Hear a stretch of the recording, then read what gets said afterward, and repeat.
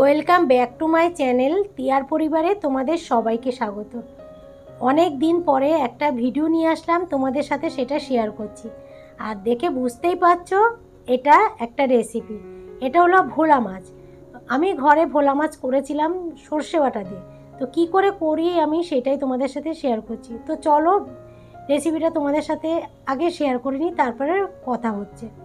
ভোলা মাছটা বেশ সাদা ধবধবে ছিল আর টাটকা ছিল বলেই আমার মনে হলো যে রেসিপিটা তোমাদের সাথে শেয়ার করি। তো মাছটা ভালো করে ধুয়েছি, ধুয়ে নুন হলুদ মাখিয়ে এই যে ভেজে নিচ্ছি। আর কড়াইতে না একটু তেল বেশি করেই দিয়েছি, কারণ কি এই তেলে সমস্ত মাছ ভাজা হয়ে যাবে আর এই তেলেই আমার রান্না হয়ে যাবে। তো উল্টে পাল্টে মাছটা ভালো করে ভেজে নিলাম। আর মাছটা বেশ টাটকা ছিল, দেখেই বোঝা গেছে। আর দেখো ভাজা হচ্ছে, মাছটা কিন্তু ফেটে যাচ্ছে না মানেই ভোলা মাছটা বেশ ভালো। অনেক মাছ আছে দেখবে তেলের মধ্যে দিলে ফেটে যায়, তো বুঝতে পারবে যে মাছটা একটু নষ্ট আছে। তো সাদাও ছিল মাছটা, টাটকাও ছিল, এই কারণে তোমাদের সাথে রেসিপিটা শেয়ার করছি। তো সমস্ত মাছ ওই তেলেই আমি ভেজে নেব। তো দেখো সমস্ত মাছ আমার ভাজা হয়ে গেছে। তো তোমাদের সব কটা দেখালাম না, যে কটা পারলাম সে কটা মাছ ভাজায় দেখালাম। তো সেই তেলেই এখন তেজপাতা আমি একটা ফোড়ন দিয়ে দিচ্ছি, আর দেব সাদা জিরে বা গোটা জিরে। তো সর্ষে বাটা করবো, আর সর্ষে বাটা দিয়েই আমি এই রেসিপিটা করব। তো অনেকে কালো জিরে দেয়, আমি কালো জিরে দিলাম না, কালো জিরের বদলে আমি সাদা জিরে দিলাম। তো কেন দিলাম সেটাও পরে বলছি।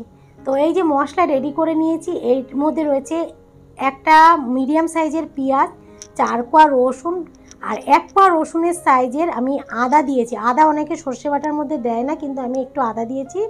আর সাদা সর্ষে দিয়েছি 2 চামচের মতন। লাল পাকা কাঁচা লঙ্কা 8টার মতন দিয়েছি, একটু আমি ঝাল খাই তাই 8টার মতন লাল পাকা লঙ্কা দিয়েছি।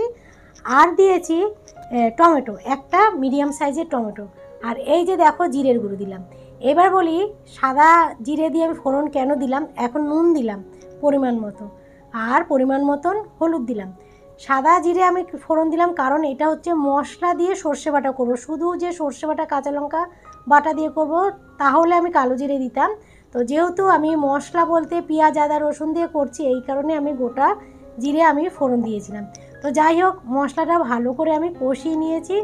তো এইভাবেও কিন্তু ভোলা মাছের ঝাল, যে সর্ষে বাটার ঝাল, ভালোই লাগে। আর এর মধ্যে কালো সর্ষে পড়লে আরেকটু ভালো হতো, কিন্তু কালো সর্ষে একটু পেট গরম হয়, তাই জন্য আমি কালো সর্ষে বাটা করলাম না, সাদা সর্ষেই বাটা করলাম। তো মশলাটা ভালো করে কষিয়ে তোমরা দেখেইছো আমি জল দিয়ে দিয়েছি ঝোলের জন্য। ঝোলের জল যখন ফুটে গেছে তখন আমি মাছ দিলাম। তো মাছ দিয়ে মাছটা নরম হওয়ার অপেক্ষায় রইলাম। তো ঝোল যখন টেনে গেছে একদম মাখো মাখো পুরো হয়ে যাবে, আরও একটু ঠান্ডা হলে তো গ্যাসটা অফ করে শেষে আমি ধনেপাতা ছড়িয়ে দিলাম। তো সর্ষে বাটার মধ্যে ধনেপাতা বেশ ভালো লাগে।